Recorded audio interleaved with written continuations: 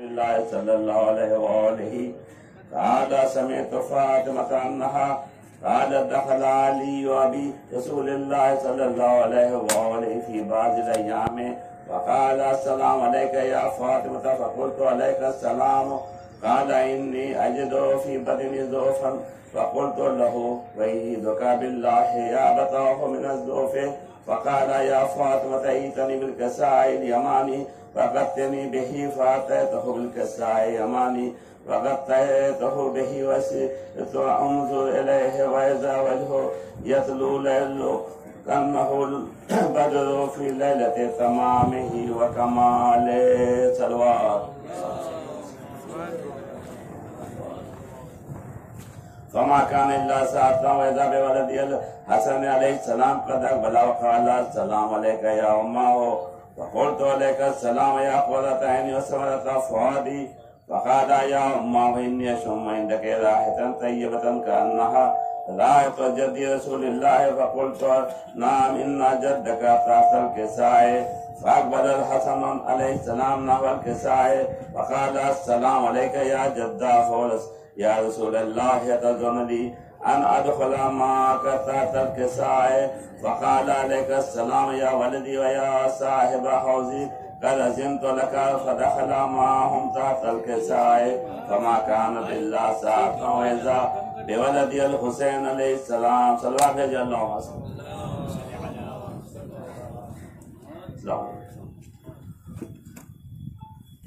إلا ساعة وإذا بولدي الحسين عليه السلام قد أقبل وقال السلام عليك يا أمه وقلت عليك السلام يا ولدي ويا قرة عيني وثمرة فؤادي فقال لي يا أمه إني أشم عندك رائحة طيبة كأنه رائحة جد رسول الله صلى الله عليه وآله فقلت نعم إن جدك وخاك تحت الكساء فدنا الحسين عليه السلام نحو الكساء وقال السلام عليك يا جداه السلام عليك يا من افتراه الله وتظن لي أن أكون معكم تحت الكساء فقال عليك السلام يا ولدي ويا شافي أمتي قد أذنت لك فدخل معهما تحت الكساء فأقبل عندك ذلك صلوات جل وعلا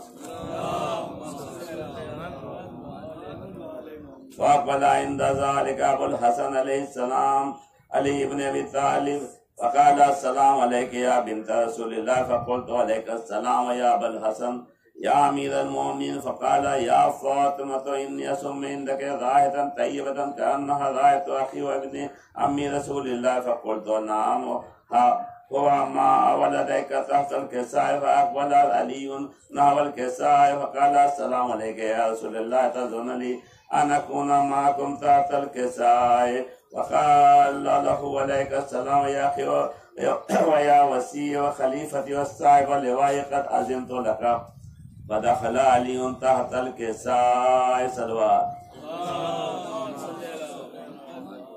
ثم أتيتنا والكساء وقلت السلام عليك يا أبتاه ويا رسول الله تظن لي أن أكون معكم تحت الكساء قال عليك السلام يا بنتي ويا بزتي قد أذنت لك فدخلت تحت الكساء فلما كملنا جميعا تحت الكساء أخذ أبي رسول الله وبترى في الكساء وما أدى بيده اليمنى إلى السماء فقال اللهم إن هؤلاء أهل البيت وخاصتي وحامتي اللحم كاللحم والدم كالدم ويؤلمني ويؤلمهم ويحزن لي وما يحزنهم أنا حرب لمن حارب وسلم لمن سالم وعدو لمن آداه ومحب لمن أحبهم إنهم مني وأنا منهم فاجعل صلواتك وبركاتك ورحمتك وغفرانك ورضوانك عليهم ولهم وعذبه عنهم الرجس وطهرهم تطهيرا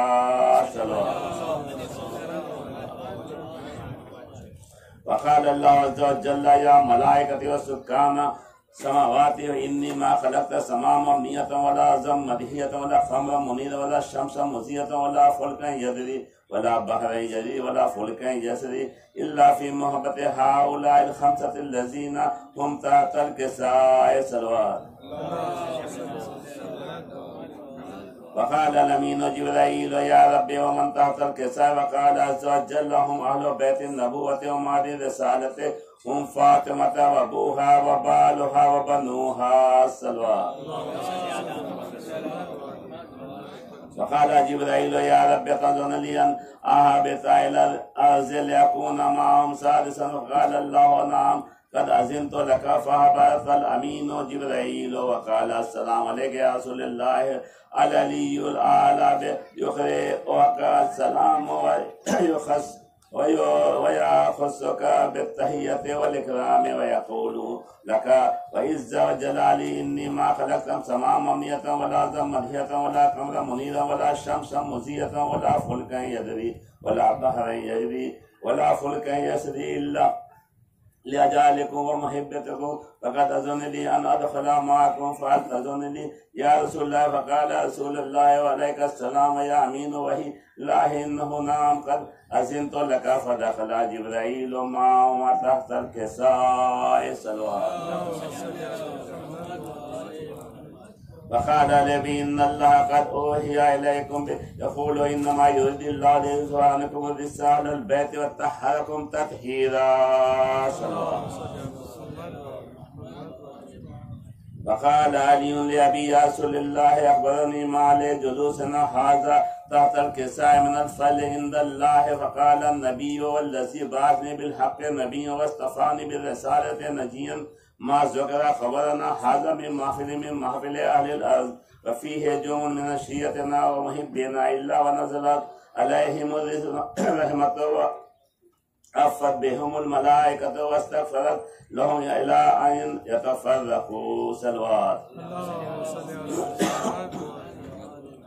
وقال علي إذا والله فزنا وفوز سيدنا ورب الكعبة. وقال النبي سانسي يا علي والذي بعثني بالحق نبيا واصطفاني بالرسالة نجيا ما ذكر خبرنا هذا من محافل أهل الأرض وفيه جمع من شيعتنا ومحبينا وفيهم مهموم إلا فرج الله همه ولا غمه إلا وكشف الله غمه ولا طالب حاجتي إلا وقضي الله حاجته. وقال علي إذا والله فزنا وسرنا وكذلك شيعتنا فزوا وسعدوا في الدنيا والآخرة ورب الكعبة.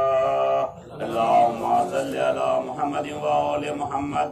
اللهم صل على محمد وآل محمد. اللهم صل على محمد وآل محمد وجل فضل. جو حضرات پیچھے بیٹھے ہوں تھے آگے آ جائیں، اسے خالی ہے، آگے آ جائیں، چاند سے سماعت فرما لیں کہ اندھیری قبر میں اہل زمانہ ساتھ کیا دیں گے. اندھیری قبر میں اہل زمانہ ساتھ کیا دیں گے، بہت ایسا کریں گے شمع تربت پر جلا دیں گے. دیکھیں مگر یہ شمع بھی کب تک جلے گی؟ قبر کے اوپر ہوا کے تیز جھونکے جب بھی چاہیں گے بجھا دیں گے. ہوا کے تیز جھونکے جب بھی چاہیں گے بجھا دیں. صلوات بھیجیں محمد و آل محمد.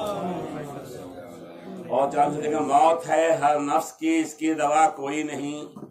موت ہے ہر نفس کی، اس کی دوا کوئی نہیں. بس جسے رکھے خدا اس کے سوا کوئی نہیں. بس جسے رکھے خدا اس کے سوا کوئی نہیں. دوستو ناد علی کی کھا کے کہتا ہوں قسم، جز علی مرتضیٰ مشکل کشا کوئی نہیں. جز علی مرتضیٰ مشکل کشا کوئی نہیں. صلوات بھیجے محمد و آل محمد. یہ مدد ہوتی ہے سماعت فرما میں کہ وہی باغ ارم کی ہر در و دیوار دیکھے گا. وہی باغ ارم کی ہر در و دیوار دیکھے گا جو آنکھوں سے مزار حیدر کرار دیکھے گا. فشار قبر اس پہ ہو نہیں سکتا کسی صورت جو چہرہ قبر میں مولا تیرا ایک بار دیکھے گا. فشار قبر اس پہ ہو نہیں سکتا کسی صورت جو چہرہ قبر میں مولا تیرا ایک بار دیکھے گا. کوئی دشمن علی کا سامنے آئے گا نہ ہرگز، زمانہ وارث حیدر کا جسم وار دیکھے گا. کہے گا وہ علی اکبر کو ہم شکل پیمبر ہیں جو چہرے پر جمال احمد مختار دیکھے گا. یقیناً کربلا میں حشر کا محشر بپا ہوگا. ادو کی سمت جب شہ کا علم بردار دیکھے گا. پریشان کیوں ہے مولائی تمہارے قلب کے اندر؟ اگر ایمان ہے تو چہرے انوار دیکھے گا. شفا دے دے گے وہ فوراً مجھے میرا عقیدہ ہے. میرا مولا مجھے جس وقت بھی بیمار دیکھے گا. میرا مولا مجھے جس وقت بھی بیمار دیکھے گا. کہیں اسے یاد آئے گی کرب و بلا کی داستان مہدی. کہیں فرش ازا جب شہ کا ماتم دار دیکھے گا. کہیں فرشی ازا جب شے کا ماتم دار دیکھے گا واضح بلند نعرہ سلوات.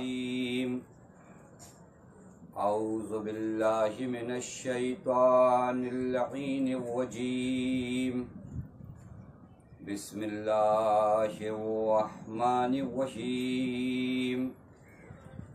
الحمد للہ الذی علا فی توحدہ ودنا فی تفردہ وجلا فی شانہ وعظما فی ارکانہ وقہرا جمیع الخلق بقدرتہ وبرہانہ والصلاة والسلام علی اشرف الانبیاء والمرسلین حبیب الہ العالمین مولا و مولا الثقلین جد الحسن والحسین مولانا ابی القاسم محمد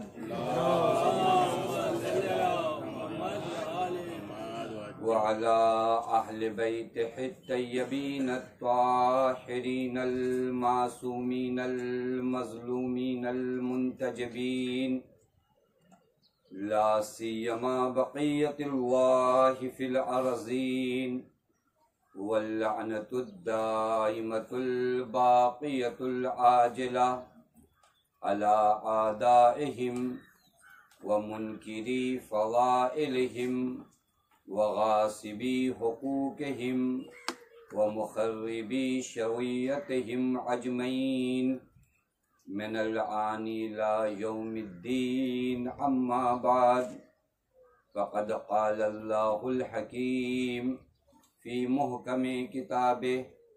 بسم اللہ الرحمن الرحیم. یا ایہا الذین آمنوا اتقوا اللہ حق تقاته ولا تموتن الا وانتم مسلمون. صلوات پڑھیں محمد ایک مرتبہ سورہ حمد اور 3 مرتبہ سورہ توحید کی تلاوت فرما کے مرحومہ انیس فاطمہ بنت مجتبیٰ علی صاحبہ کے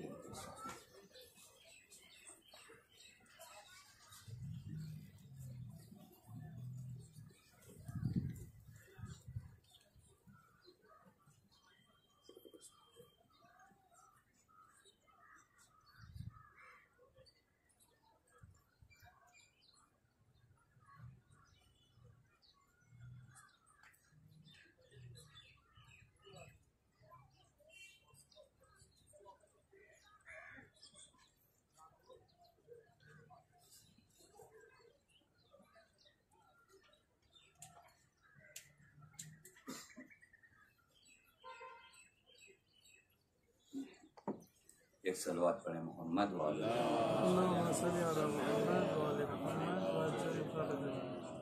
پروردگار عالم کا لاکھ لاکھ شکر ہے کہ اس معبود نے ہمیں اور آپ کو بارگاہ اہل بیت علیہ الصلوۃ والسلام میں حاضر ہونے کا شرف عنایت فرمایا. مجلس ایک مرحومہ کے چہلم کی مجلس ہے. اس طرح کی جو مجالس ہیں در حقیقت یہ مجلسیں ہمیں بیدار کرنے کے لیے ہوتی ہیں. ایک مجلس کا جو ریزن ہے وہ ثواب ہے، لیکن ایک اہم ریزن جو اس طرح کی مجالس کا ہے وہ یہ کہ زندہ انسانوں کو بیدار کیا جائے کہ یہ جو انجام ہے اور یہ جو منزل ہے وہ کسی ایک سے مخصوص نہیں ہے، بلکہ وہ مرحلہ ہے جسے ہمیں آپ کو سب کو طے کرنا ہے. در حقیقت انسان کو متوجہ ہونے کے لیے اس طرح کی مجالس منعقد ہوتی ہیں کہ انسان کا وجود حالت توجہ میں آئے. آپ جانتے ہیں کہ واقعاً انسان کا جو میٹیریل ہے اور جس سے انسان بنا ہے، انسان کے وجود میں بار بار غفلت آتی ہے. ایک مرحلہ ہوتا ہے پھر بھول جاتا ہے، پھر یاد آتا ہے پھر بھول جاتا ہے. لہٰذا بار بار اس انسان کو یاد دلانا بھی بہت ضروری ہے کہ دیکھو تم جس جگہ پر ہو وہ تمہاری منزل نہیں ہے، وہاں تم مسافر ہو، وہاں سے کوچ کر کے تمہیں کسی اور سمت جانا ہے۔ اور یہ اگر انسان کو یاد رہے، واقعاً میرے دوستوں اور عزیزوں، آپ خود قرآن کریم میں اگر دیکھیے تو قرآن کریم اگر ایک ٹاپک کو کئی مرتبہ ریپیٹ کرے اور کئی مرتبہ قرآن مجید اس ٹاپک کو بیان کرے تو اس کا مطلب یہ ہے کہ وہ ٹاپک، وہ موضوع بہت اہمیت کا حامل ہے۔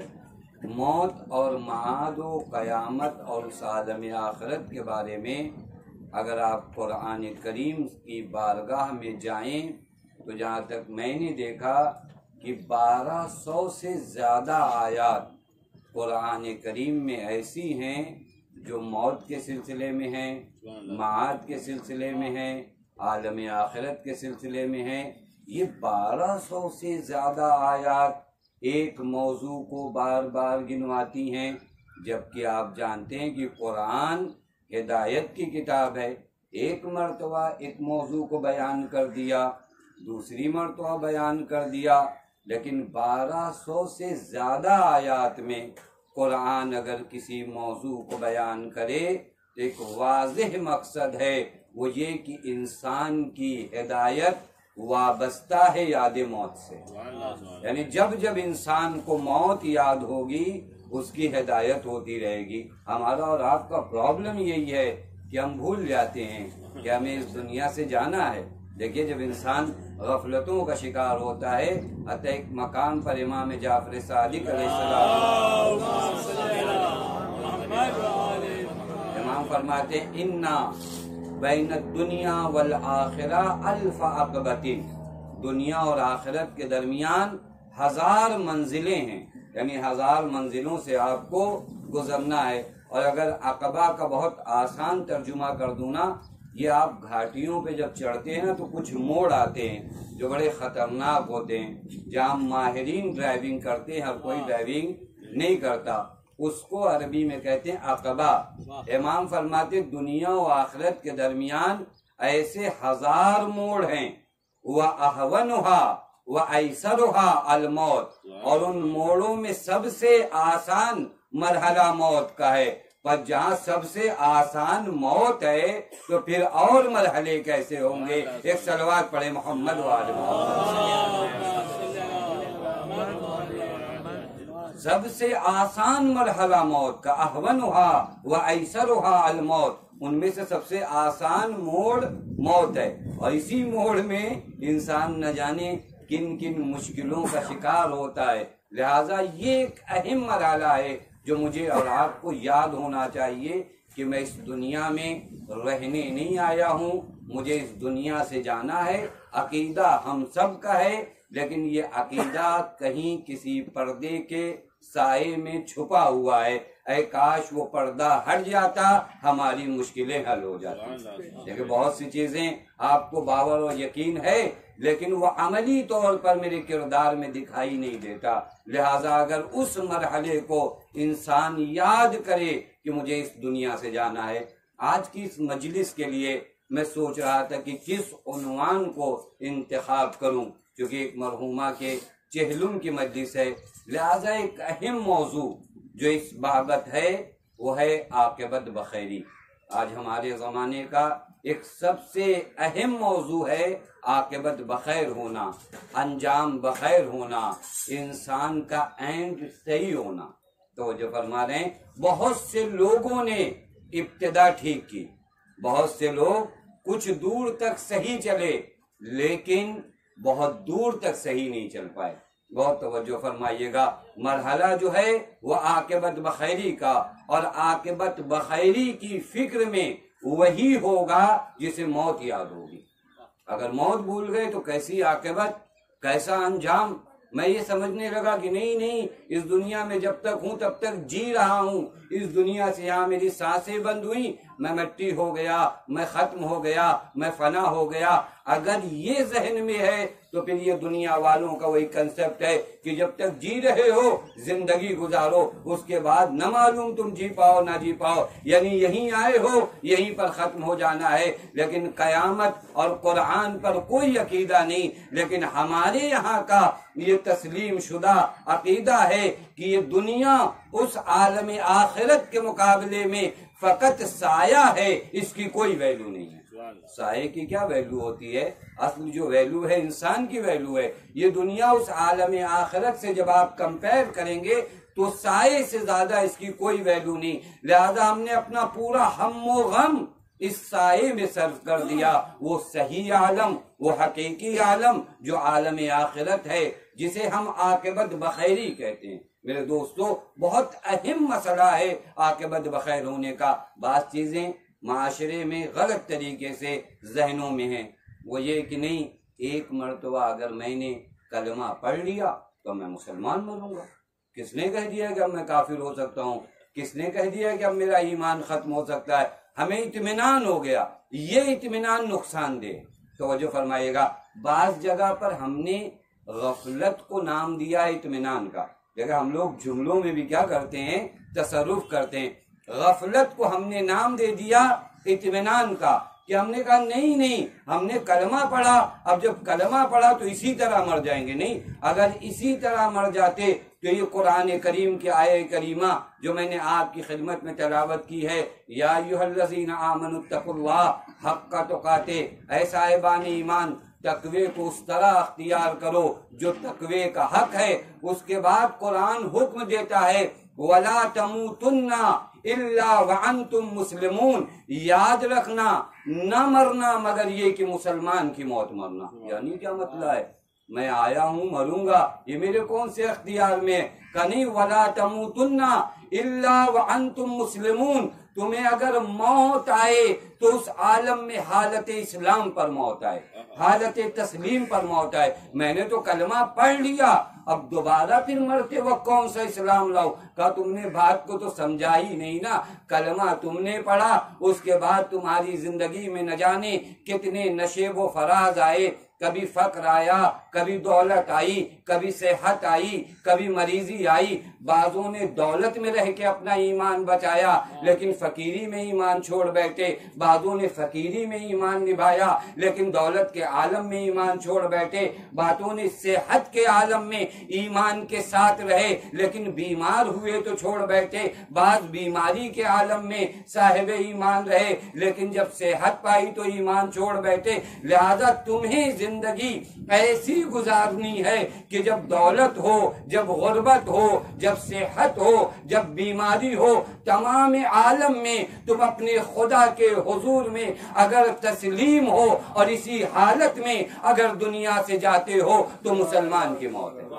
توجہ فرما رہے ہیں، تب مسلمان کی موت ہے۔ عاقبت بخیری کوئی معمولی چیز نہیں ہے۔ مجھے نہیں پتا یہ ہمارے معاشرے میں کہاں سے یہ اطمینان اور غفلت آ گئی کہ ہم سمجھتے ہیں کہ نہیں ہمارا کیا بگڑنے والا، ہم تو جیسے ہیں ویسے ہی جائیں گے، اور بتایا بھی جاتا ہے کہ نہیں آپ کو فکر کرنے کی ضرورت نہیں ہے، نہیں آپ ایسے نہیں۔ میرے دوستو عزیزو، بہت سے لوگوں نے، اگر میں تاریخ پڑھوں تو شاید ایک اشرح درکار ہو، بہت سے لوگوں نے ابتدا اچھی کی لیکن مجھے آپ بتاؤ ان کا انجام کیا رہا۔ کتنی مثالیں آپ کی خدمت میں پیش کروں، کتنے لوگوں نے ابتدا اچھی کی۔ زبیر نے ابتدا اچھی نہیں کیا تھا، زبیر کی ابتدا بالکل اچھی تھی، حتیٰ بعض روایات میں ملتا ہے کہ جب مولائے کائنات کے گھر میں کچھ خاص اصحاب تھے، وہ جس وقت سیدہ کے گھر کو گھیرا گیا تھا، کچھ خاص لوگ تھے تو وہاں یہ شخص موجود تھا۔ اب ابتدا اچھی نہیں ہے۔ وہ جس کی تلوار کو دیکھ کر مولائے کائنات نے کہا اس تلوار نے کتنے کرب رسول کے چہرے سے دور کیے، لیکن انجام کیا ہوا؟ بس بہت سے لوگوں نے ابتدا اچھی کیا، یا اس کے علاوہ آپ تاریخ میں مثالیں دیکھتے چلے جائیے، کتنے لوگوں کی ابتدا اچھی ہوئی لیکن انجام کیا ہوا؟ انجام کیا ہوا؟ حتی ایک مشہور مثال جو قرآن کریم کی ہے، اور قرآن عبرت کے عنوان سے بیان کرتا ہے۔ قرآن پیغمبر کو حکم دیتا ہے وَاتْلُو عَلَيْهِمْ نَبَأَ الَّذِي، یہ میرے حبیب ان لوگوں کو اس آدمی کی خبر دو. قرآن نے نام نہیں لیا لیکن روایات میں نام آیا ہے، میں آپ کی خدمت میں بیان کروں گا. وَاتْلُو عَلَيْهِمْ نَبَأَ الَّذِي، اے میرے حبیب آپ انہیں خبر دو اس انسان کی. کس انسان کی؟ آتَيْنَاهُ آیاتنا، معمولی انسان نہیں تھا. اے میرے حبیب انہیں خبر دو اس انسان کے بارے میں جسے ہم نے اپنی نشانیاں دی تھی. آیاتنا یعنی ہم نے اپنی نشانیاں دی تھی. فَانْسَلَخَ مِنْهَا، پھر اس کے بعد سب ختم ہو گیا. ہم نے اسے اپنی نشانی دی تھی، آیات دیا تھا. فَانْسَلَخَ مِنْهَا، پھر یہ سب ختم ہو گیا. پھر ہوا کیا؟ فَأَتْبَعُهُ الشَّيْطَانُ، شیطان اس کے پیچھے پڑ گیا. فَكَانَ مِنَ الْغَاوِينَ، اور اب وہ گمراہوں میں ہو گیا. کس کی مثال بیان کر رہا ہے قرآن؟ قرآن حکم دے رہا ہے کہ رسول آپ اس انسان کی داستان بیان کرو. کیوں بیان کرنے کا یہ حکم دے رہا ہے؟ پہلے تو یہ واضح ہو جائے نا، ایک داستان، ایک ہسٹری قرآن کیوں بیان کروا رہا ہے؟ در حقیقت قرآن میرے اور آپ کے لیے عبرت کے طور پہ بیان کر رہا ہے کہ کہیں ان مسلمانوں کو یہ یقین نہ ہو جائے کہ یہ اسلام لائے تو اسلام پر مریں گے. ایسا کوئی ضمانت نہیں ہے. اسلام لائے ہو اور اگر اسلام کے قوانین پر عمل کرو گے تو مسلمان ہو، لیکن قوانین اسلام پر عمل نہیں کرتے تو کافر کی موت آتی ہے. ایک صلوات پڑھے محمد وآلہ. میرے حبیب انہیں پڑھ کر بتاؤ، انہیں بتاؤ وہ داستان. وہ کون ہے معلوم ہے؟ آپ سب شاید پہنچ گئے ہوں. وہ شخص ہے بلعم باعورہ. قرآن نے یہاں نام نہیں لیا اس کا، لیکن روایات میں ہے کہ یہ بات کس کی ہو رہی ہے؟ بلعم باعورہ کی، جسے خدا نے کیا عطا کیا ہے؟ آیاتنا، اپنی نشانیاں عطا کیا ہے. معمولی جملہ نہیں ہے. آیاتنا آتینا ہو، ہم نے اسے اپنی آیات دیا تھا. کیا کیا اس نے؟ اس کا پرابلم کیا تھا؟ اس کی مشکل کیا تھی؟ امام فرماتے ہیں یہ اس قدر عظیم انسان تھا. یعنی ابتدا، میں نے کہا نا ابتدا بہت سے لوگ اچھی کرتے ہیں. امام فرماتے ہیں کہ اس قدر عظیم انسان تھا کہ مستجاب الدعویٰ تھا. کیا تھا؟ مستجاب الدعویٰ. آج ہم لوگ کسی متقی پرہیزگار کو دیکھتے ہیں نا، اسے کہتے ہیں ہمارے لیے دعا کریے گا. یہ التماس سے دعا لوگ کہتے تھے اس سے، یعنی فوراً دعا قبول ہوتی تھی. کس مقام پر تھا؟ مستجاب الدعویٰ. تاریخ میں ملتا، میں روایت آپ کی خدمت میں پڑھ رہا ہوں کہ جناب موسیٰ نے اسے اپنی جانب سے مبلغ بنایا تھا. یعنی جناب موسیٰ کے دین کی تبلیغ کرنے والا بھی تھا. بس کبھی کبھار ہمارے یہاں مجمع جو ہے نا وہ تھوڑا سے غور کر دیکھیں. قرآن کی باتیں جب انسان ہسٹری سمجھ کے پڑھتا ہے نا تو ہسٹری میں اپنے کردار کو نہیں دیکھتا، لیکن جب قرآن کی باتوں کو عبرت سمجھ کر پڑھتا ہے نا تو وہاں اپنے کردار کو دیکھتا ہے. ہمارا پرابلم کیا ہے کہ ہم قرآن یا تو ثواب کے لیے پڑھتے ہیں یا تھوڑا تاریخی معلومات کے لیے. تاریخی معلومات کے لیے اگر کوئی چیز پڑھی جاتی ہے تو خود تاریخ میں میرا کیا ربط ہے؟ 2011 میں کیا ہوا میں تو نہیں تھا، مجھے کیا معلوم؟ 2000 میں کیا ہوا میں تو نہیں تھا مجھے. لیکن اگر میں سوچوں کہ نہیں اگر وہی مرحلہ جس بیماری میں مبتلا ہوں، میں نے کئی مرتبہ آپ حضرات کی خدمت میں متعدد مقامات پر کہا ہے کہ کبھی میں اپنے آپ کو تاریخ میں پیچھے لے جاؤں اور اسی کنڈیشن کے ساتھ لے جاؤں کہ میری یہ کنڈیشن ہے، میرا یہ دین ہے، میرا یہ ایمان ہے. ایسی حالت میں اگر میں اس زمانے میں ہوتا تو میرا فیصلہ کیا ہوتا؟ یہ ایک ٹیسٹ ہونا چاہیے نا میرا اور آپ کا مستجاب الدعویٰ ہے. جناب موسیٰ کی جانب سے مبلغ ہے، لیکن انجام کیا ہے معلوم ہے؟ قرآن ہی کہتا ہے. اگر قرآن کا جملہ نہ ہوتا تو شاید میں نہیں پڑھتا. قرآن کہتا ہے مثلہ کمثل الکلب. وہ قرآن جس کے بارے میں کیا کہہ رہا ہے کہ ہم نے اسے اپنی آیات دیا. اب قرآن اس انسان کی جب گراوٹ کو بیان کر رہا ہے تو کہہ رہا مثلہ کمثل الکلب، اس کی مثال کتے سی مثال ہے. عجیب مرحلہ ہے میرے اللہ، تو نے اسے اپنی آیات دیا. کہا ہم نے توفیقات تمہیں دی ہے لیکن یہ ضمانت نہیں ہے کہ اسی مرحلے پہ باقی رہو گے، اگر خیانت کرو گے تو گرو گے بھی، لہذا انسان وہ ہے جب مقام خدا کی طرف سے ملے تو دین کے ساتھ غداری نہ کرے تاکہ اسی مقام پر باقی رہے۔ ایک صلوات پڑھے محمد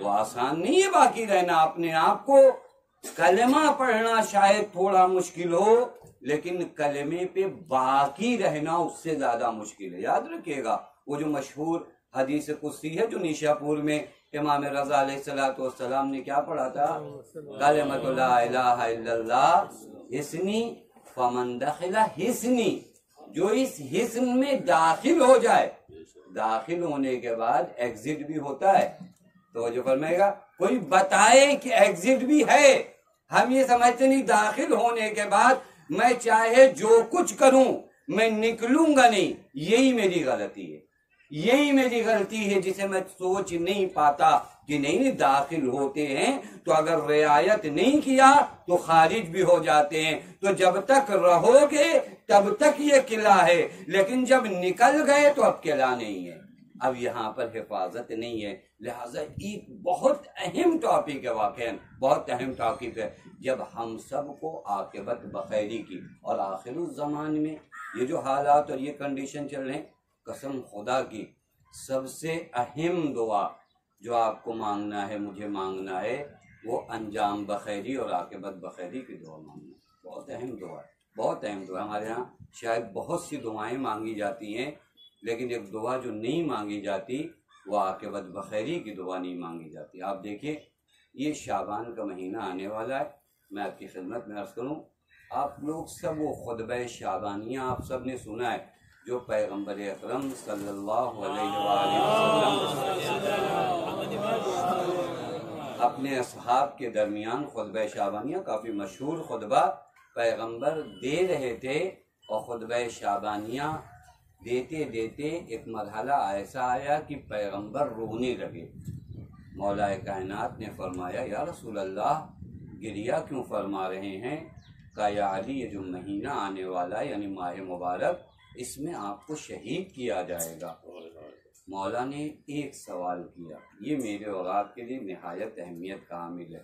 مولا نے یہ نہیں پوچھا کہ شہادت کیسے واقع ہوگی، کس دن واقع ہوگی، فقط اتنا کہا یا رسول اللہ اتنا بتا دو جب اس دنیا سے جاؤں گا تو دین سالم ہوگا یا نہیں ہوگا۔ دیکھیں علی تمام دین کا معیار ہے، توجہ فرما رہے ہیں، علی کو کوئی کنفیوژن نہیں ہے، یہ اہمیت موضوع کو بتایا جا رہا ہے کہ دین کو باقی رکھنا بہت سخت ہے، دین کو باقی رکھنا بہت سخت ہے۔ کبھی کبھار ہمارے وجود میں یہ اطمینان جو آ جاتا ہے کہ نہیں میں اگر ایک مرتبہ دیدار ہو گیا تو اب دین سے ہٹنے والا نہیں ہوں، یہی سب سے بڑا پرابلم، یہی سب سے بڑی مشکل ہے ہماری کہ ہم نے اپنی عاقبت کے بارے میں، اپنے انجام کے بارے میں نہیں سوچا۔ اور واقعاً آپ دیکھ لیجئے جب انجام نہیں سوچتا انسان تو باتوں باتوں میں دین سے منحرف ہوتا ہے، دین سے بدلتا ہے، دین سے چینج ہوتا ہے، دین کچھ کہتا ہے یہ کچھ کہتا ہے۔ دین کی سب سے بڑی خاصیت کیا ہے معلوم ہے؟ دین کی سب سے بڑی خاصیت یہ ہے کہ دین کے سامنے میرے اپنے نظریات نہیں آنے چاہیے۔ بہت سے لوگ نماز پڑھتے ہیں لیکن ان کے وجود میں عبودیت نہیں ہے، عبادت کرتے ہیں لیکن عبودیت نہیں ہے۔ کیوں نہیں ہے؟ چونکہ نماز وہ یوں پڑھتا ہے لیکن روح نماز کا نام عبودیت ہے، وہ اس کے وجود میں نہیں ہے۔ لہٰذا یہ مقام تسلیم عاقبت بخیری کے لیے سب سے اہم چیز ہے، مقام تسلیم، یعنی انسان اپنے آپ کو کیا کرے، خدا اور امام کے حضور میں تسلیم کر، ان کے سپرد کر دے۔ کبھی کبھار معلوم ہے کیا ہوتا ہے، یہ ہمارے زمانے کا اور ہر زمانے کا یہ پرابلم رہا، نہیں ہمارے زمانے کا، ہر زمانے کا ایک پرابلم یہ رہا ہے، وہ یہ کہ انسان شروع کرتا ہے اور اس کے بعد کچھ بیماریاں، دیکھیں آپ شیطان سے غافل ہو جائیں یہ آپ کا کام ہے، لیکن شیطان آپ سے غافل نہیں ہوتا۔ شیطان تو اس سے غافل نہیں ہوا جس کے پاس اسم اعظم تھا. بالم باورا کون ہے؟ اسم اعظم رکھتا ہے، لیکن قرآن کہتا ہے فَأَتْبَعَهُ الشَّيْطَانُ، شیطان نے اس کا پیچھا کیا. یعنی شیطان اسے بھی چھوڑنے کو تیار نہیں ہے. وہ جو ایمان کے اس مرحلے پر ہے، شیطان کہتا نہیں میری نیت تو اس پر بھی ہے. ہم کیسے اس بات کو ذہن میں بنا لیتے ہیں کہ نہیں ہمارا کچھ نہیں بگڑنے والا، ہمارا کچھ نہیں چینج ہونے والا، ہم جیسے ہیں ویسے ہیں. نہیں، یہ اگر میرے وجود میں آتا ہے تو یاد رکھیے گا پھر میں اپنے دین کو بچا نہیں پاتا. ایک سرمایہ جو آپ کے پاس ہوتا ہے نا، ایک پونجی، ایک قیمتی چیز جو آپ کے پاس ہوتی ہے، کچھ لٹیرے ہوتے ہیں جن کی نگاہ ہمیشہ آپ کی اس پونجی، آپ کے اس سرمایے اور آپ کی اس قیمتی چیز کی جانب ہوتی ہیں. یہاں آپ نے غفلت برتی، وہاں وہ آپ کا وہ قیمتی مال لے گئے. مجھے انصاف سے بتاؤ، اس دنیا میں ایمان سے زیادہ بھی کوئی قیمتی چیز ہے؟ ایمان سے زیادہ بھی کوئی قیمتی چیز ہے؟ محبت اہل بیت سے بھی زیادہ کوئی قیمتی چیز ہے؟ غفلت برتو گے دشمن چھین لے گا. غفلت برتو گے، جہاں تم نے اطمینان کی سانس لی، نہیں کچھ نہیں ہونے والا، نہیں، پھر اس کے بعد جو ہے تمہارے وجود سے وہ چیز ختم ہو جاتی ہے. سقوط ہے میرے دوستو، یقین کرو، سقوط ہے. جس مرتبے پر تم ہو اس مرتبے کو اگر تم نے بچا نہیں رکھا تو گرو گے. گرنا ہے، گرے ہیں لوگ، آپ تاریخ اٹھا کر دیکھ لو، گرے ہیں لوگ. لہٰذا ایک دعا میں دیکھ رہا تھا امام کاظم علیہ السلام سے، وہ بڑی مختصر سی دعا ہے لیکن بڑی یاد کرنے والی دعا ہے. بہت مختصر دعا لیکن بڑی یاد. آج کے زمانے میں میں آپ سے التماس کروں گا کہ اس دعا کو کثرت کے ساتھ آپ پڑھیں. ایک لائن سے زیادہ یہ دعا نہیں ہے لیکن میرے ایمان کو بچانے کے لیے بہت اہم دعا ہے، سمجھ کر پڑھوں. امام فرماتے ہیں اللہم لا تجعلنی من المعارین ولا تخرجنی من التقصیر. بس اتنی دعا ہے لیکن معنی اس قدر اہم ہے، اس قدر اہم ہے. کیا دعا ہے؟ اللہم لا تجعلنی من المعارین، اے میرے اللہ مجھے معارین میں قرار نہ دے. ولا تخرجنی من التقصیر، اور مجھے کبھی بھی تقصیر سے خارج نہ کر. یعنی کیا؟ میں دو لفظوں کا معنی کر دوں تاکہ آپ قریب پہنچ سکیں. معارین کسے کہا جاتا ہے؟ لیکن کوئی چیز جب آپ بھاڑے کی یا کرائے کی لیتے ہیں نا تو اسے ٹائم ختم ہونے کے بعد واپس کرنا ہوتا ہے. ایسے تو ہے نا، اس کو آپ ہمیشہ تو اپنے پاس نہیں رکھ سکتے. وقتی طور پر آپ لے آئے، ٹیمپریری طور پر آپ لے آئے، اب جب ہوئی بات ختم ہو گئی، کام نکلا، واپس کرو. توجہ فرما رہے ہیں، اسے کہا جاتا ہے عاریہ. اسے کیا کہا جاتا ہے؟ جس چیز کو آپ نے عاریتاً لیا ہو. امام فرماتے ہیں میرے اللہ مجھے ان لوگوں میں قرار نہ دے جن کا دین عاریے کا ہوتا ہے، یعنی جن کا دین بر وقت آتا ہے اور پھر جب کام نکل جاتا ہے تو چلا جاتا ہے. توجہ فرما رہے ہیں، یعنی یہ دین اپنے کام کے لیے، مجھے ضرورت پڑی تو میں نے ابا امامہ ابا کبا پہنا، یا کام نکلا یا یہ دین چلا گیا. مولا فرماتے نہیں، دین ایسا نہ ہو جو کبھی آئے اور کبھی چلا جائے. دین ایسا ہو کہ اگر گھر میں ہو تب بھی دین رہے، جب بازار میں ہو تب بھی دین رہے، جب دوستوں کے ساتھ رہو تب بھی دین رہے، اور جب دشمنوں کے ساتھ رہو تب بھی دین رہے. دین ہمیشہ رہنا چاہیے، دین وقتی نہیں ہو. اور شاید یہ جملہ اگر میں آج کے دن کہوں تو بہت اہم ہوگا، چونکہ 28 رجب کل تھی کہ مولا امام حسین نے دیداروں کا ایک گریڈ بتایا. کہا کہ بعض لوگ وہ ہیں جو دین کے قریب آتے ہیں، دین کو قبول کرتے ہیں، لیکن حقیقت میں یہ دیدار نہیں ہوتے.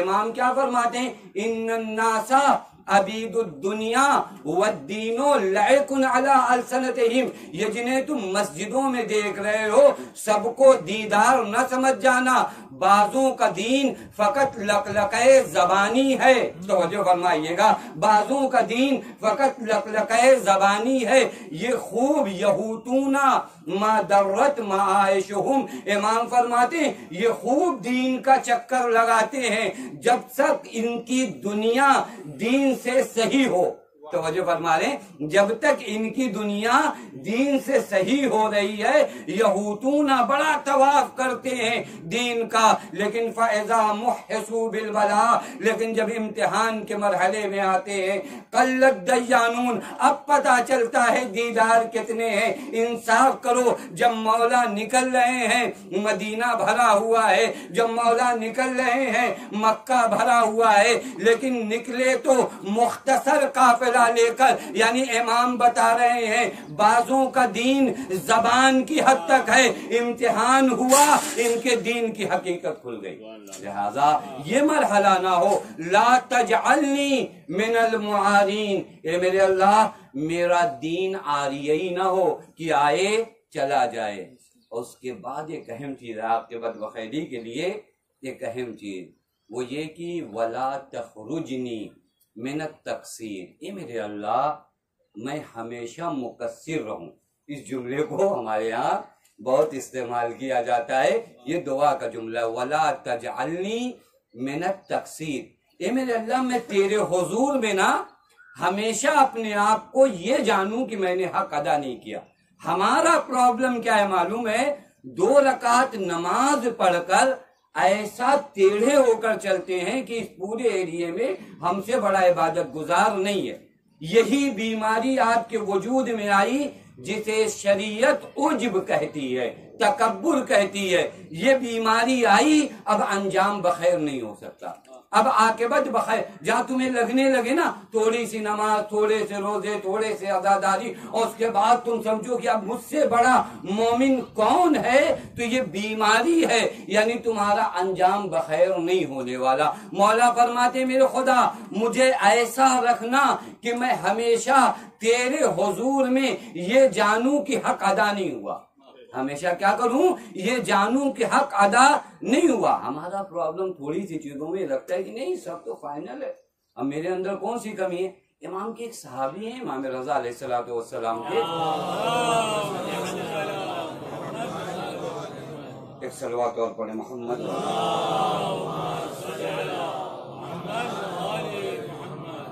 ان کا نام احمد بزنتی ہے، مولا کے خاص اصحاب میں آپ کی خدمت میں کروں واقعاً عاقبت بخیری ہے کیا، اور ائمہ ہدیٰ علیہ السلام ہر مقام پر جو ہے ہمیں متوجہ کراتے ہیں۔ امام کی صحابی اتنے خاص صحابی ہیں کہ آپ کو معلوم ہے امام نے اپنی سواری، وہ جو امام کی اپنی سواری تھی، اپنے غلام کے ہمراہ بھیجی، کہا جاؤ احمد بزنتی کے گھر انہیں بلا کر لے آؤ، ان سے کہنا کہ اگر کوئی کام نہ ہو تو ہم ان سے ملنا چاہتے ہیں۔ بڑی بات ہے، یعنی مجھے انصاف سے بتاؤ امام وقت اگر کسی سے ملاقات کی خواہش کرے، اور یہ یاد رکھنا، یہیں پر بات بریکٹ میں آپ کی خدمت میں کر دوں، آپ کو کبھی بھی یہ احساس نہ ہو کہ آپ بہت مولا کے مشتاق ہو، مولا آپ کے مشتاق نہیں۔ میں یقین کے ساتھ کہہ رہا ہوں کہ ہم آپ تو اپنے وقت کے ولی نعمت کو یاد بھی نہیں کرتے، لیکن ہر لمحہ ہمارا مولا ہم سے زیادہ بے قرار ہے ہم سے ملنے کے لیے، لیکن وہ حجاب ہم نے بنا رکھے ہیں، خدا کرے ان حجاب کو ہم توڑیں اور مولا ہماری خدمت میں آئے، مولا ہماری خدمت، مولا خود چاہتے ہیں اپنے چاہنے والوں سے ملنا۔ بعض روایت ہے کہ آیت اللہ سستانی جو مرجع وقت ہیں، ان کے والد نے نقل کیا ہے کہ جب یہ لوگ مشہد میں رہتے تھے تو ایک خاتون کا انتقال ہوا، تو جو فرمائیے گا کیونکہ خاتون کی رسالہ ثواب کی مجلس میں عرض کر دوں، ایک خاتون کا انتقال ہوا اور آغا سستانی کے والد تشییع جنازہ میں جب گئے تو وہاں پر امام کو دیکھا، اللہ وہاں امام کو دیکھا، اس کے بعد امام نے ایک جملہ کہا، وہی پیغام ہے، امام نے فرمایا اس خاتون کو جانتے ہو؟ کہ نہیں میرے مولا، کہ شاہ نے لوگوں کو حکم دیا تھا کہ کوئی پردے میں نہ نکلے، لہذا یہ خاتون کئی سال تک اپنے گھر سے باہر نہیں گئی، کئی سال تک یہ خاتون اپنے گھر سے باہر ہی نہیں گئی کہ دین لوٹا جا رہا ہے، لہذا میں نہیں جاتی۔ تو اس کا یہ عمل ہمیں اتنا پسند آیا کہ اس کی تشییع جنازہ میں ہم خود آئے. یعنی مولا نے وہیں پہ فرمایا کہ بہت بڑی بڑی دعائیں پڑھنے کی ضرورت نہیں ہے میری ملاقات کے لیے، تم میرے دین پر آ جاؤ، میں خود تم سے ملنے آ جاؤں گا. تم دیداری کر کے تو بتاؤ، وہ تم سے زیادہ بےتاب ہیں. لہذا احمد بزنتی کے لیے امام نے کیا بھیجا؟ سواری بھیجا، اور کہلوایا کہ اگر کوئی اہم کام نہ ہو تو ہم ان سے ملنا چاہتے ہیں. غلام پہنچا احمد بزنتی، تو اس نے کہا کہ مولا نے آپ کو طلب کیا. مولا نے کہا اگر کوئی اہم کام نہ ہو تو آپ آ جائیے. احمد بزنتی نے کہا کہ کائنات میں اس سے بڑا اہم کام کیا ہو سکتا ہے کہ میرا مولا مجھے بلائے، یہ شرف ملے. احمد بزنتی جب اپنے گھر سے باہر نکلے تو دیکھا کہ مولا کی وہ خاص سواری. غلام سے پوچھا یہ کس کے لیے؟ کہا مولا نے آپ کے لیے بھیجا. میں جس جانب آپ کو لے جانا چاہ رہا ہوں بہت توجہ فرمائیے گا. کہا مولا نے آپ کے لیے بھیجا ہے. کہا میرے لیے بھیجا ہے؟ کہا ہاں. اس پہ سوار ہو کے جب مولا کے گھر پہنچے نا، مولا نے باتیں کرنا شروع کی. دیکھیں مولا بہت چاہتے ہیں اپنے چاہنے والوں سے باتیں کرنا. مولا نے باتیں شروع کی یہاں تک کہ رات کے کھانے کا وقت ہو گیا. مولا نے فرمایا احمد بزنتی اگر تمہیں اچھا لگے تو آج ہمارے ساتھ کھانا کھاؤ. کہا مولا یہ تو میرے لیے بہت بڑا شرف ہے کہ آپ کے دسترخوان پاک پر بیٹھ کر مجھے یہ شرف حاصل ہو کہ میں کھانا کھاؤں. امام کے ساتھ کھانا کھایا اور پھر باتیں شروع ہوئیں یہاں تک کہ سونے کا وقت آ گیا. تو امام نے کہا احمد بزنتی ہم چاہتے ہیں کہ آج رات تم ہمارے گھر رک جاؤ، کیا یہ صلاح ہے؟ احمد بزنتی نے کہا مولا اس گھر میں رکنے کا موقع کسے ملے جو معدن الوحی ہو. آپ اگر ارشاد فرمائیں حکم دیں تو میں کیسے جا سکتا ہوں. روایت میں ہے کہ مولا نے اپنا خاص بستر احمد بزنتی کے لیے بچھوایا، حکم دیا کہ میرا بستر بچھایا جائے. اور جب مولا کا بستر بچھا ہے نا، بہت توجہ فرمائیے گا، جو مولا کا بستر بچھا اور احمد بزنتی لیٹنا چاہتے ہیں تو مولا حاضر ہوتے ہیں. مولا فرماتے ہیں احمد بزنتی کوئی کمی تو نہیں رہ گئی؟ کوئی کمی تو نہیں رہ گئی؟ کہا مولا کیسی بات کرتے ہیں، مجھ جیسے غلام کو اپنی سواری سے آپ نے بلایا، یہ میرے لیے کم شرف کی بات تھی. مجھے اپنے پاک دسترخوان پہ بیٹھ کر کھانے کا حکم دیا، یہ میرے لیے کتنی شرف کی بات تھی. پھر مولا آپ نے اس گھر میں بیتوتہ کرنے کا امر کیا، مولا اب کیا کمی رہ جائے گی؟ اب یہاں کے بعد یہ پیغام اور ختم کیا، نماز کا وقت ہو رہا ہے. اس کے بعد میرا مولا کہتا ہے مولا جانے لگے. احمد بزنتی کے ذہن میں خیال آیا کہ اس پورے کرۂ ارض پر، اس پورے روئے زمین پر مجھ سے زیادہ امام کا محبوب کوئی نہیں ہوگا.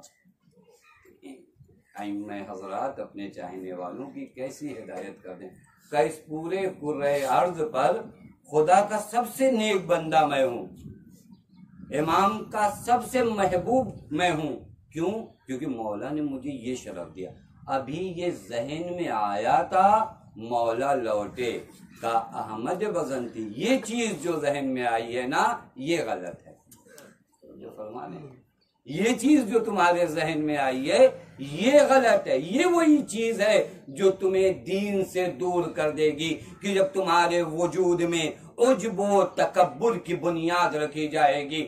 ہمیشہ حضور امام، حضور خدا، حضور ائمہ، حضور انبیاء میں یہ سمجھو کہ میں ان کے گھر کا سب سے معمولی نوکر ہوں.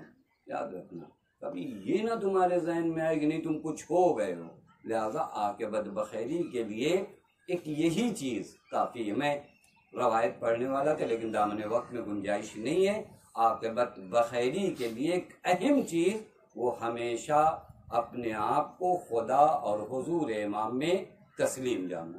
اور چونکہ ایک مرحومہ کی سال ثواب کی مجلس ہے تو یہ عرض کر دوں میرے دوستوں، میرے جوانوں جو میرے سامنے ہو، یاد رکھنا عاقبت بخیر ہونا چاہتے ہو نا، عاقبت بخیر کے عوامل بہت ہیں. ان میں سے ایک عامل ماں باپ کا احترام، ایک اہم عامل ماں باپ کا احترام. اس کو فراموش نہ کرو، خدا کے لیے اسے نہ بھولو. نہ بھولو جن کے ماں باپ اس دنیا سے چلے گئے ہیں وہ بھی نہ بھولیں. کبھی کبھار ہمارے سماج و معاشرے میں ہوتا ہے کہ نہیں اب تو ہم خود ضعیف ہو گئے. نہیں تم ضعیف ہو جاؤ تم بوڑھے ہو جاؤ لیکن ان ماں باپ کے حقوق ہیں. اور میں نے کئی مجلس میں کہا اور پھر کہہ رہا ہوں، یاد رکھنا کبھی کبھار یہ جوان بچے کہتے ہیں کہ ہماری ماں باپ نے ہمیں دیا کیا، تو میں تمہیں انصاف سے بتاؤں، تمہارے ماں باپ نے تمہیں جو سب سے بڑی دولت دی ہے یہ محبت اہل بیت دی ہے. آج جو یا حسین کہتے ہو نا، کسی مدرسے نے، کسی یونیورسٹی نے، کسی کالج نے تمہیں نہیں پڑھایا تھا. اس ماں نے اپنی آغوش میں لے جا کر مجلسوں میں تمہارے لیے یا حسین کہا، اور یہ عظیم دولت ماں نے تمہیں دیا ہے. لہذا اس کے حق کو فراموش نہ کرنا. اور ماں کے حق کو معلوم ہے، ماں کے حق کو تو حسین ابن علی نے 56 سال کی عمر میں بھی یاد کیا. کتنے سال کی عمر میں؟ کبھی ہم بڑے ہو جاتے ہیں نا تو ہم کو لگتا نہیں ہمارے ماں باپ نے ہمارے لیے کیا کیا. 56 سال کی عمر میں میرا مولا نے اپنی ماں کی طہارت کو سبب جانا ہے اپنی انکار بیعت کا. بہت توجہ فرمائیے گا، وہ جملہ بہت مشہور ہے نا ہمارے ہاں، وہ آخری جملہ نہیں پڑھا جاتا. الا ان الدئی ابن الدئی قد رقض بین سنتین بین السلۃ والذلہ. یہ دئی ابن دئی یعنی نابکار، یہ ناپاک کا ناپاک بیٹا یہ کیا چاہتا ہے؟ قد رقض بین سنتین، اس نے مجھے دو چیزوں کے درمیان لا کر کھڑا کر دیا ہے. بین السلۃ والذلہ، یا تو میں شہید ہو جاؤں یا میں ذلیل ہوں. تو امام نے فرمایا وَحَيْحَاتْ مِنَ الذِّلَّةِ، ذلت حسین کے قریب نہیں آ سکتی. اس کے بعد کا جو جملہ ہے کہ امام فرماتے ہیں یا بلّہ لنا ذالک والمؤمنون ورسولہ.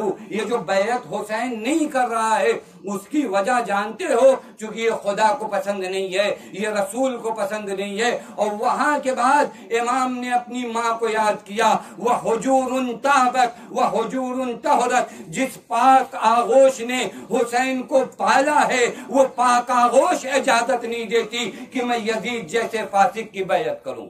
لہذا ماں کے کردار کو دیکھو، حجور تابت و حجور طہرت، وہ پاک آغوش. لہذا اپنی ماؤں کی قدر کرو. ان ماؤں نے ان پاک آغوش میں تمہاری تربیت کی ہے جو آج حسینی ہو.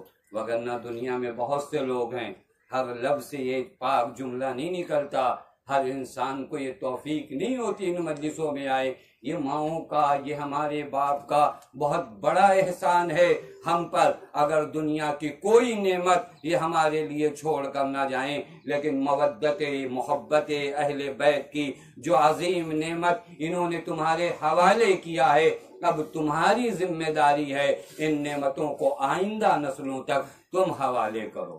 جتنا محبت اہل بیت کی محبت سے کرتے ہو، اپنے ماں باپ سے بھی محبت کرو کہ یہ نعمت انہوں نے دیا. ایک ماں کے ایصال ثواب کی مجلس ہے.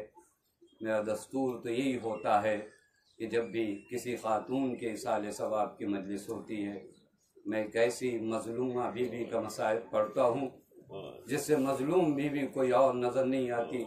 لیکن کیا کروں، کل سفر آغاز کربلا بھی تھا. اللہ اکبر، یہ بھی زہرا کا مسائل. حسین نہیں نکلے مدینے سے، بلکہ روح مدینہ مدینے سے نکل رہی. اللہ اکبر. ارباب رضا بڑا سخت ہے نا.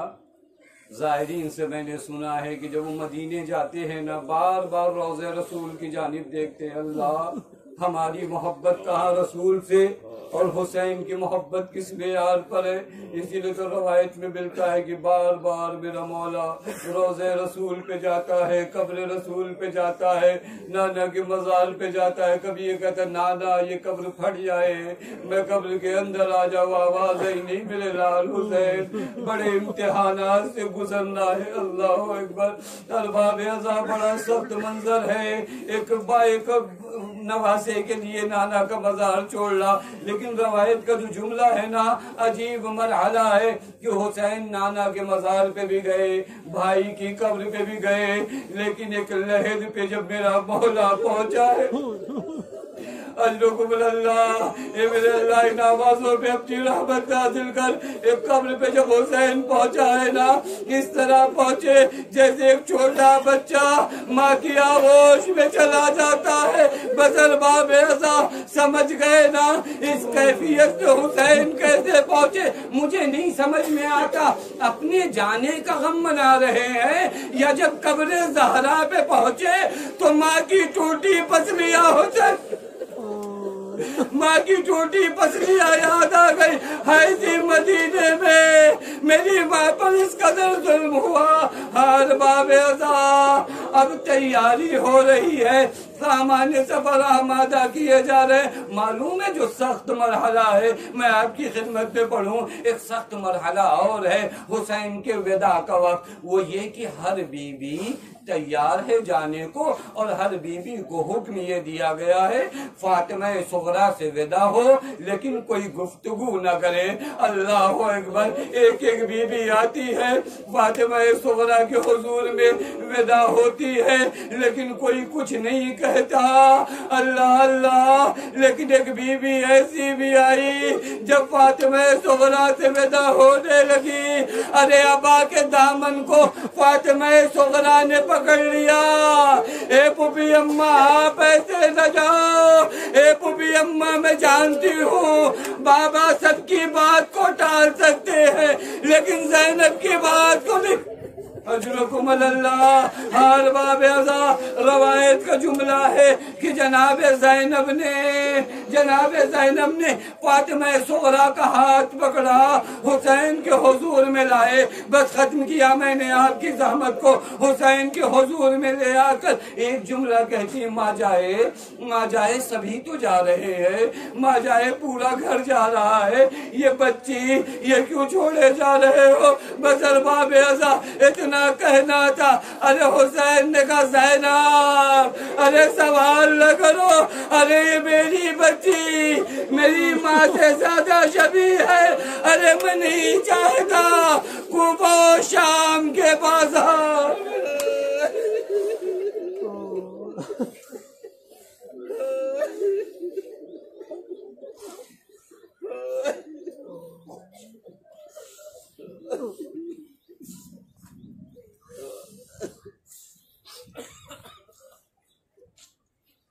وَسَيَعْلَمُ الَّذِينَ ظَلَمُوا أَيَّ مُنْقَلِبٍ يَنْقَلِبُونَ إِنَّا لِلَّهِ وَإِنَّا إِلَيْهِ رَاجِعُونَ رَدًا لِقَضَائِهِ وَتَسْلِيمًا لِأَمْرِهِ۔ بارالہ تجھے تیرے حق کا واسطہ، آل محمد کے حق کا واسطہ، میں جو بیمار انہیں شفاء کامل و عاجل عنایت فرما۔ بارالہ تجھے تیرے حق کا واسطہ، آل محمد کے حق کا واسطہ، میں جو پریشان حال ان کی پریشانیوں کو دور فرما۔ بارالہ تجھے تیرے حق کا واسطہ، آل محمد کے حق کا واسطہ، میں جو مقروض ان کے قرض غیب سے ادا فرما۔ بارالہ تجھے تیرے حق کا واسطہ، آل محمد کے حق کا واسطہ، اس مختصر سی عبادت کو قبول فرما۔ بارالہ تجھے تیرے حق کا واسطہ، آل محمد کے حق کا واسطہ، جن مرحومہ کی ایصال ثواب کے لیے اس مجلس کو رکھا گیا ہے ان کی مغفرت فرما، انہیں جوار معصومہ میں جگہ عنایت فرما۔ بارالہ ان کے پسماندگان کو صبر جمیل عنایت فرما۔ بارالہ حاضرین کی تمام حاجات کو پوری فرما۔ بارالہ تیرے حق کا واسطہ، آل محمد کے حق کا واسطہ، ہم میں جو بے اولاد ہیں انہیں اولاد صالح عنایت فرما۔ بارالہ تیرے حق کا واسطہ، آل محمد کے حق کا واسطہ، ہماری قوم کے بچوں کو، جوانوں کو، نوجوانوں کو ترقی عنایت فرما۔ بارالہ تیرے حق کا واسطہ، آل محمد کے حق کا واسطہ، ہم میں جو حج و زیارات کے مشتاق ہیں انہیں حج و زیارات سے مشرف فرما۔ بارالہ تیرے حق کا واسطہ، آل محمد کے حق کا واسطہ، اقبات عالیات کی حفاظت فرما۔